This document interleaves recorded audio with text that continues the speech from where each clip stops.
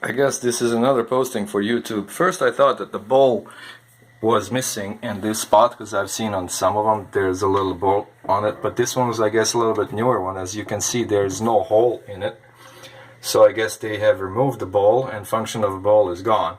I've seen the motor is working properly and spinning, and, as a matter of fact, sucking water out of there too. And I pretty much came to the point that I'm giving up, that I'm not going to be able to repair this washer because it's just draining slow and it doesn't work properly. Like, the water's been sitting on it, not draining enough. And then I was about to attach this hose, or just to see what's going on, and then I found out there is actually, I'm not sure if the camera can show that, but you can see, yeah, that's clearly there. You can see the portion of a plastic or ceramic or glass that somehow ended up in there.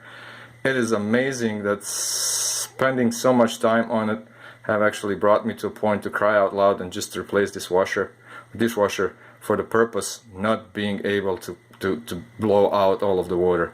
And that's such an enigma that I just found out to solve it. So I'm not sure if I'm going to be able to take this glass out. Let's see. Yeah, it's stuck in there. It just doesn't want to cooperate.